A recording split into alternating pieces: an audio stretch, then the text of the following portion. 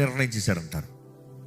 కొంతమంది pre destine అంటే ఎట్లా ఉంటారు, నువ్వు ఎలాగో బ్రతుకో, నువ్వు ఏ పాపమని చేసుకో, నువ్వు ఎలాగో జీవించు, కానీ చివరికి మాత్రం దేవుడు అట్లా దింపేసి నేను ప్రీ డెస్టైన్లో తీసుకెళ్ళిపోతాడు. That is not the thing. ప్రతి ఒక్కరికి దేవుడు చూసింగ్ పవర్ ఇచ్చాడు, చాయిస్. నీకేది కావాలో కోరుకో. నేను కావాలా, అపవాది కావాలా, నేను కావాలా, లోకం కావాలా? మనం నిర్ణయించే నిర్ణయాలను బట్టే మన జీవితంలో ప్రతిఫలం ఉంటుంది, మన మంతం ఉంటుంది. ఏదో దేవుడు ముందు నిర్ణయించాడని నువ్వు ఆటోమేటిక్గా ఎగిరి వెళ్ళిపోతాం కాదు.